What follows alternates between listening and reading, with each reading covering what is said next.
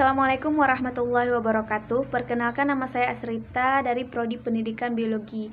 Jadi di kesempatan kali ini saya akan membahas tentang perbandingan sistem pendidikan di negara maju dengan pendidikan di Indonesia.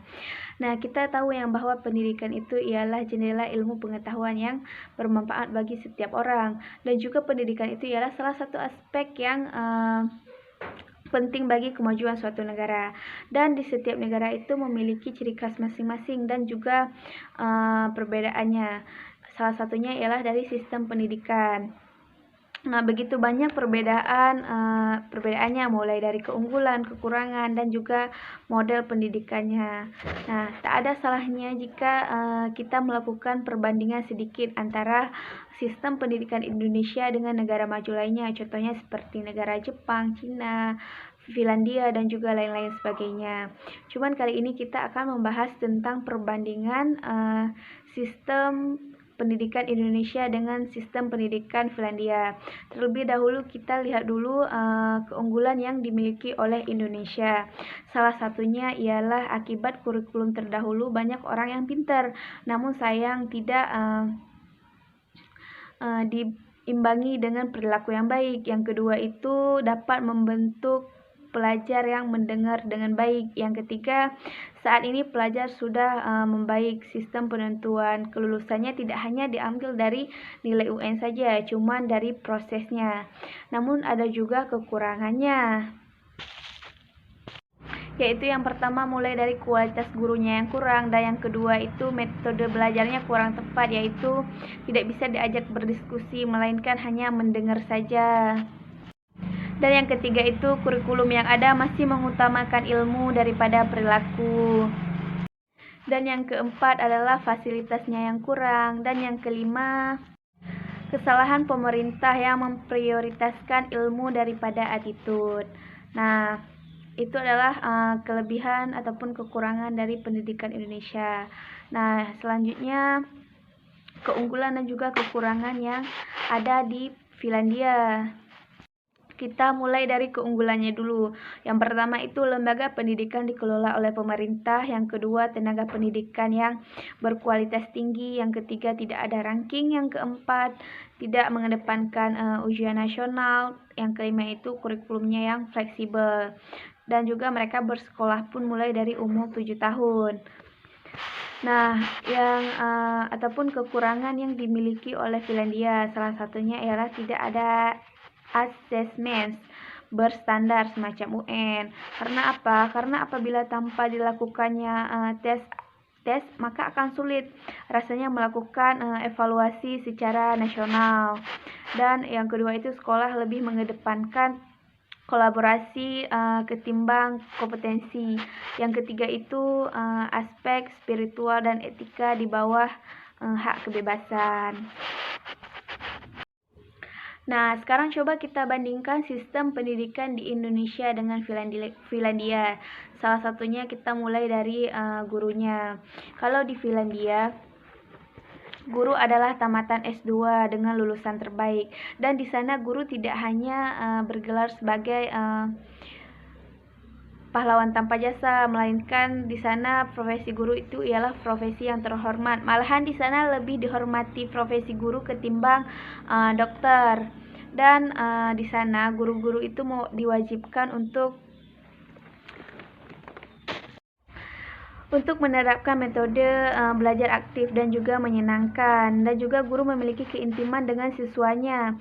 Maka guru bebas merumuskan kurikulum yang sesuai dengan karakter siswanya masing-masing. Sedangkan di Indonesia, guru itu masih disibukkan dengan kualifikasi yang menuntun agar guru SD itu setara dengan S1. Dan juga masih banyak guru di Indonesia yang bergaji kecil, dianggap remeh, dan juga banyak guru yang tidak memahami disiplin ilmu psikologi pendidikan. Dan yang kedua, kalau di Finlandia, mereka itu baru bersekolah semenjak umur 7 tahun. Dan mereka tidak diwajibkan untuk mengikuti playgroup ataupun sejenisnya. Dan pemerintah memberikan maternity package untuk ayah dan ibu ketika memiliki bayi yang berisi panduan pedoman untuk mendidik anak.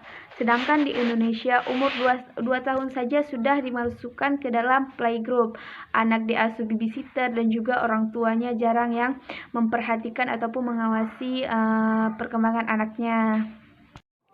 Dan yang ketiga, di Indonesia itu siswa yang gagal mengikuti tes harus mengikuti tes ulang ataupun remedial. Dan buruknya masih ada siswa yang tidak naik kelas. Sedangkan di Finlandia, di sana guru siap membantu siswa yang tertinggal sehingga semuanya naik kelas. Dan yang keempat itu di Indonesia itu membedakan siswa dalam beberapa kelas seperti kelas akselerasi, kelas internasional dan juga kelas reguler. Sedangkan di Finlandia itu tidak melakukannya. Finlandia juga bahkan memberikan kemudahan bagi para siswa untuk menerima biaya siswa yang menerimanya pun tinggi. Alhasil mereka itu banyak yang menempuh pendidikan hingga tingkat perguruan tinggi. Dan sayangnya juga di Indonesia itu banyak yang putus sekolah. Dan yang kelima, kalau guru di Indonesia itu masih kekurangan guru, khususnya di 3T. Sedangkan di Finlandia jumlah murid ataupun jumlah siswa dengan jumlah gurunya itu sepadan. Dan yang keenam itu siswa Indonesia banyak diberikan tugas atau PR. Semua siswa yang pulang ke rumah itu dengan membawa tumpukan tugas atau PR yang menyita waktu mereka untuk bermain. Sedangkan di Finlandia mereka tidak diwajibkan ataupun tidak diharuskan mengerjakan tugas dan mereka tidak diberikan PR. Cukup dengan mengembangkan bidang yang mereka sukai saja. Dan yang ketujuh, kalau di Indonesia kebijakan pendidikan itu berganti-ganti, sedangkan di Finlandia kebijakan pendidikan itu tetap konsisten. Dan yang kedelapan, kalau di Indonesia itu anak kelas 1 SD saja mereka sudah dibebani dengan ujian akhir semester. Sementara di Finlandia mereka hanya wajib mengikuti satu tes, yaitu pada saat mereka berumur 16 tahun. Nah, demikian perbandingan ataupun perbedaan sistem pendidikan di negara Finlandia dengan negara Indonesia. Lalu, bagaimana model pendidikan di Indonesia? Model pendidikan di Indonesia ialah sistem pendidikan yang terbuka. Menurut sistem pendidikan ini, peserta didik dituntut untuk dapat bersaing dengan temannya, berpikir kreatif dan juga inovatif.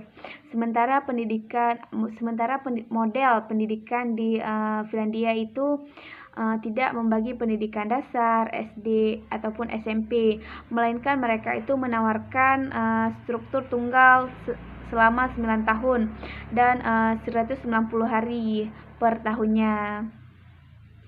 Nah, demikian yang dapat saya sampaikan. Wassalamualaikum warahmatullahi wabarakatuh. Terima kasih.